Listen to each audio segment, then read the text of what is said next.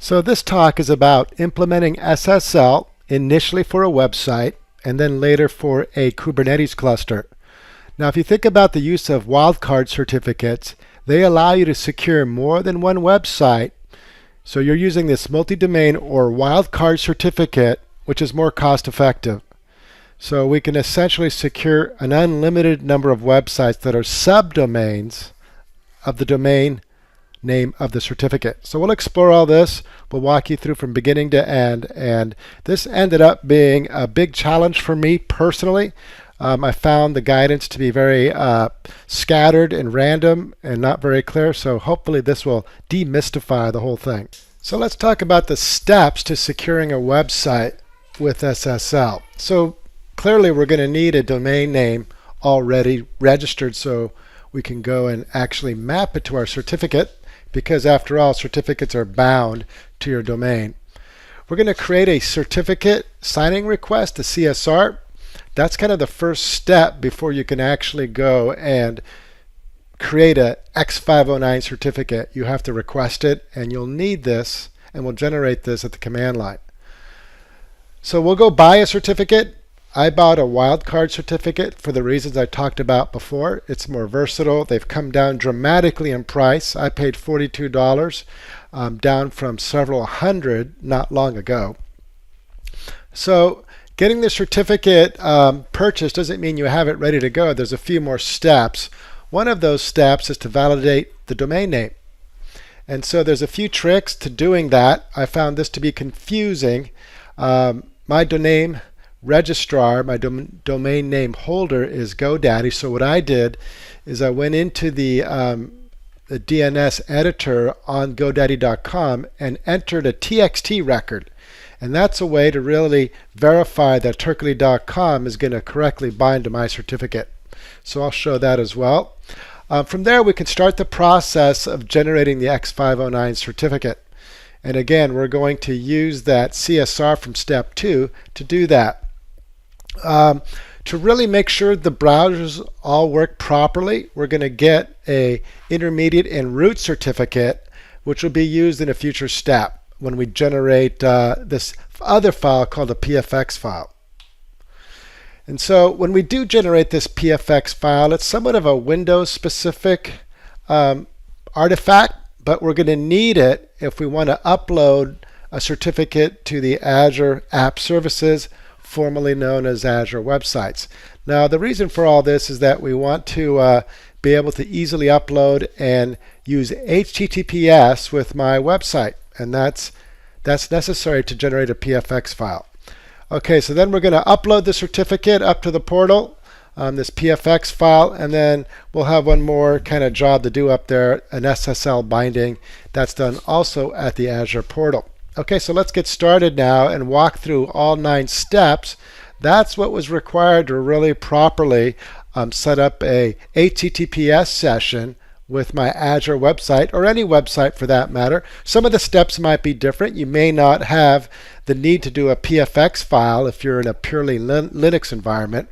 At any rate, let's get started and show you how that works. So once again, we're talking about securing your website with SSL. Step 1, as we talked about, is going to have a domain name registered and ready, mine is Turkey.com. So I'm hosting mine at GoDaddy.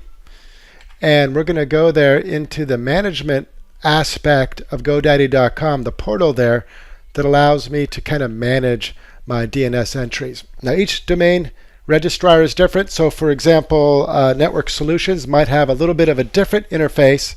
You'll be entering the same type of information, but again, these are different web-based interfaces.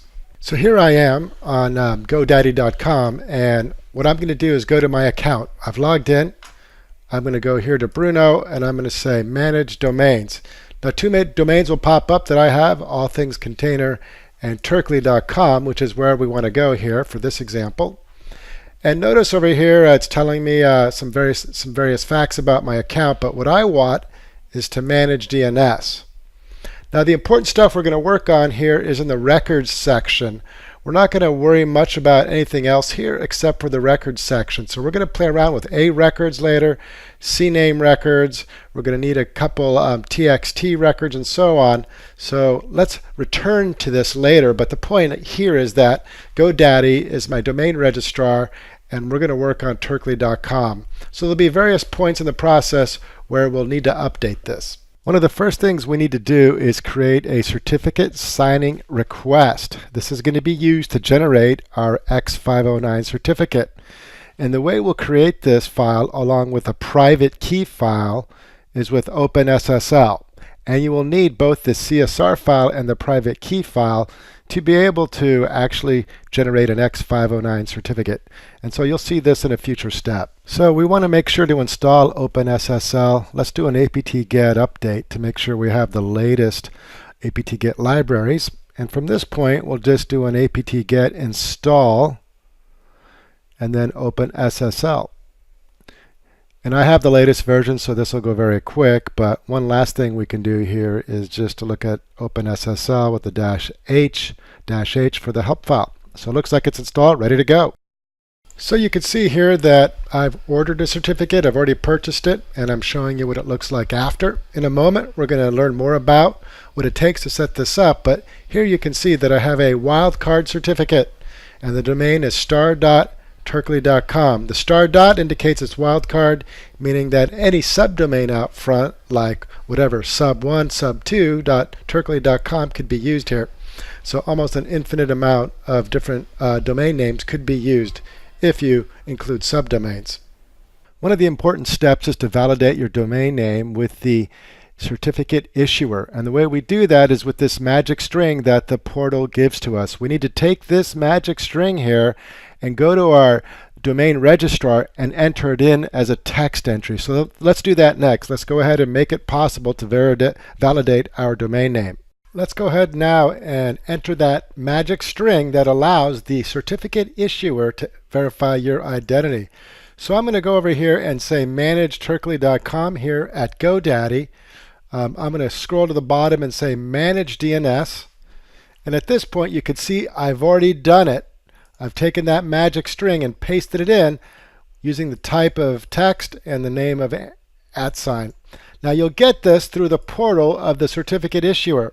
So when I went ahead and went through the wizard at SSL to buy, I was given this verification token to put in here. And the way I put it in is I go ahead and click an add. Again, this might be different depending on who your domain registrar is. Go ahead and type @ and then I would paste in that magic string, in my case, global domain, KE2, etc. You'd paste it in and do a save. And so once you do that, that allows the portal, the certificate issuer, to go and verify you're legitimate, because only you would have theoretical access here to your domain manager software. So just to be clear here, you can see we have a Wildcard certificate vendor. That's the one that needs to verify that the domain name is correct, and it's in the domain registrar where we're going to make those changes with that magic string. So let's review that real quick. So you can see here in the diagram, step one is where the Wildcard certificate vendor generates this text, this global domain verification code here. You see pasted in. And what we want to do is go add that to the DNS records as I've shown. And then once again, that circles back to the Wildcard certificate vendor to validate that. And it's typically all done through a portal experience where you click on a couple buttons and this whole process takes place. So we're ready at this point to actually take our certificate signing request, the text from that generated file from the cfssl.exe utility, and paste it into the portal, in our case SSL to buy, and press a button. Out will pop out an X509 certificate. So the whole point here is to finally get to this X509 certificate stage. Okay, here we are at the Linux prompt. Let's go ahead and just make sure it's empty. We do have two certificates, the root certificate and the intermediate. That's your chain of command. The command we really want to do at this point is the openssl, and we're going to request to output a certificate signing request. We'll pass some extra parameters here for the attributes, the kind of encryption type, and we're going to also output the private key. So two outputs, CSR and the private key. We'll also need to indicate information about our domain here. It's a wildcard domain, star.turkley. It's by me, Bruno Turkley, etc. And we'll also do a command here at the end just to show you it exists, how to verify we got the correct SHA-256 signature. So let's take a look at each one of these. I've got them here in my local folder. There's your intermediate certificate, and once again, here's the root certificate. No surprises here, just standard format for certificates. So we're kind of getting near the end here where we're going to generate this PFX file, which again is a Windows artifact that is necessary if you want to use SSL with Azure App Services, formerly known as Azure Web Apps. Now this is a website as a service hosted by Azure. In my case, I provisioned a Linux-based web service. And so what we need to kind of lock it down again is a PFX file. And this is the next step. We're going to use a conversion website to do this hard work for us, inputting our X509 certificate, our intermediate and root certificates. Let's do that now. Okay, I'll just navigate myself to the SSL Shopper Converter site that we just talked about. And again, this is all about doing the conversion. So we're going to convert to a different format. So we're going to go here, navigate to this site, and here's the interface. So we're going to choose a number of files. This will expand based on the conversion to aspect. So let's go quickly and show you the files here. There's a root certificate and an intermediate certificate. Those will be necessary in a future step when we build our X509 certificates. Let's explain that real briefly what those two files represent. Okay, let's talk about this SSL certificate that we're going to generate, this X509 certificate. One thing to remember here is that there's a chain of trust here in all the layers of this certificate. This is software that is digitally signed, and there are many layers here that form the overall certificate. And the trustworthiness of each layer is guaranteed by the one before it, all the way back to the trust anchor. And the trust anchor is what is known as the root certificate. I just showed you that. And I also showed you the intermediate certificate. And basically that one sits between the SSL certificate and the root certificate, and in fact is the signer or issuer of our SSL certificate. So there's more to read here. Here's a section you can learn more about this, but we're going to take it for granted that I got from my portal is this root and intermediate certificate, which I'll show you next. So here at SSL2Buy, they actually give us both the intermediate as well as the root CA certificate. So we can use these ourselves right into our applications that we write to generate the X509 key. It's really just a bash script. But here it explains a little bit more what each one of these does, so feel free to go read more, but that essentially sums up these two. So we've already shown you the root and the intermediate certificates. Let's go ahead now and paste in our next command, which as you can see was that openssl command I showed earlier, which goes ahead and generates a CSR file here. That's the key output file, the certificate signing request, as well as the other key out file, the private key. So those are very important for us, those two files. They'll be used in a second at the portal. Let's go ahead and do a directory listing here. You can see the files generated. There is my private key and my certificate signing request. So both of those worked. So now that we have the necessary source files, what we're going to do is paste in our certificate signing request, which as you know is paired up with our private key. We keep that to ourselves. But basically we pass into a portal the CSR text into our SSL vendor here. It could be other vendors. And that will pop our X509 certificate. So that's the next step. That's the key step here, creating the certificate itself. So now that we have that CSR created, let's just get it into the clipboard here. So I'll say CSR, and we'll grab this into the clipboard. So I'll copy down here, copy it. Now we'll go back to the browser to really reissue the certificate. So you can see here, I'm at my portal for my Wildcard certificate provider. I'll go ahead and click reissue and paste in that certificate request. And that's what it's asking for, so that's what I'm going to give it. I'm going to click reissue. What I expect to see is an X509 certificate emerge from this. Then I'm going to save that back off as a file. So I'll go over here and say get certificate. And what I'm doing at this point is wanting to retrieve this X509 certificate and save it into a text file. So I'll pretty much go here into my browser, copy it to the clipboard. I'll return to the Linux prompt and maybe save off that clipboard, the real x509, into a certificate. So I'll say vim, and I'll just call that x509.crt, and go ahead and paste in now what I just put into the clipboard. And again, this is the x509 certificate saved in the file x509.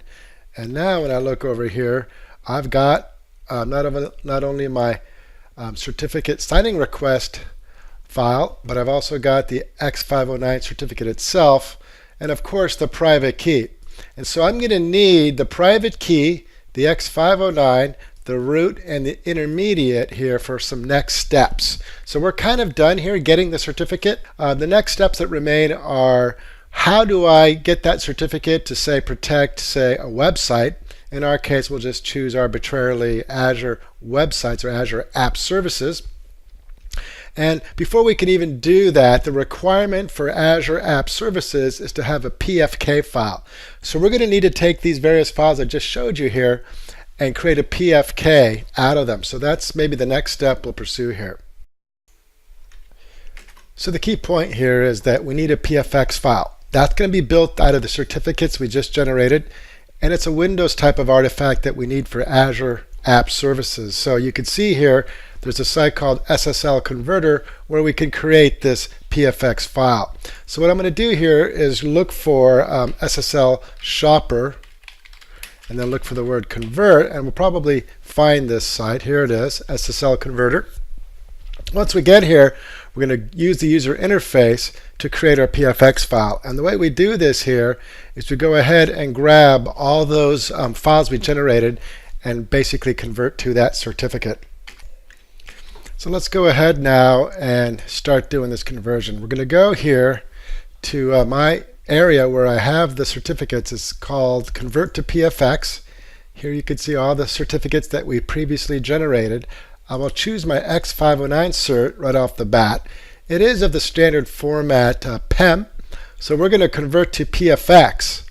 And to do that, we need to select the private key file, which is also something that we generated in a previous step.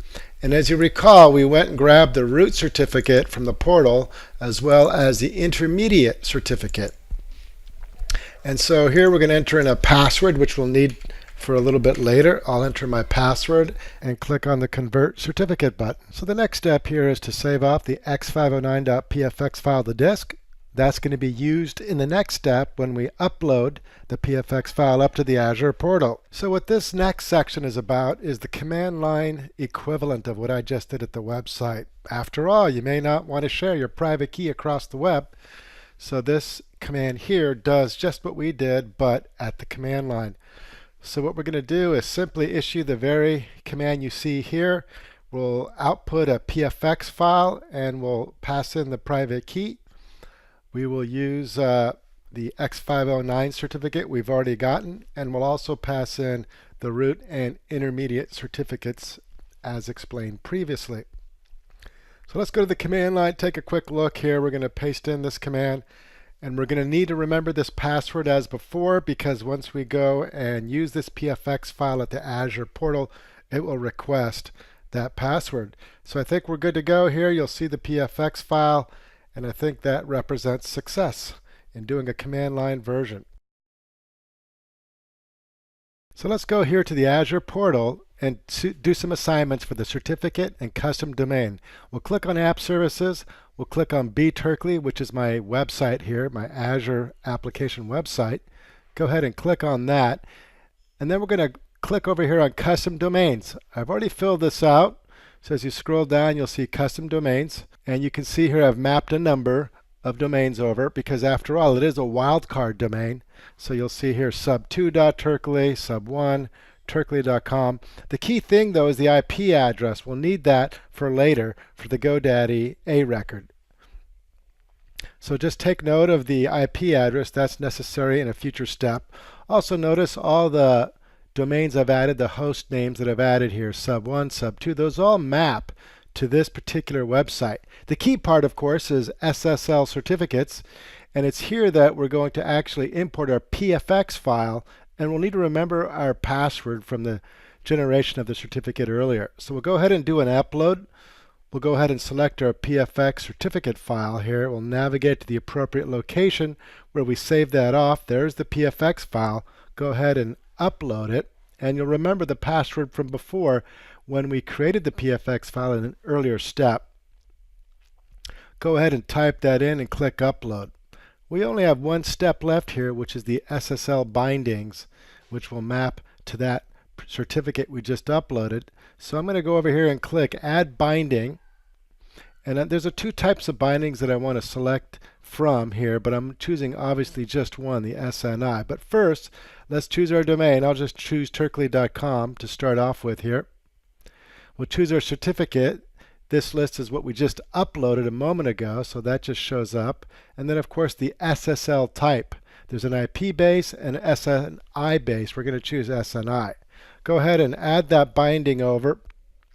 And now we have a successful certificate added and bound to the custom domains. Okay, so let's go look now at bturkley, the properties, and look at the domain name here, the URL. That's what we want to map to turkley.com. So that's the native name given by Azure. So we're going to go now to GoDaddy and make sure that it maps correctly. So go to godaddy.com or whatever your domain registrar is. Go ahead and log in. Once you do that, you may need to log in again. We're going to manage domains. Click login again to make sure we're the right person. Once we do that, we're going to scroll down to the domain name that we're talking about, which is turkley.com. We're going to go down and look at the menu here for managing DNS. So if we scroll down here from this screen, your domain registrar may be different. We're going to go down here to the bottom where it says manage DNS.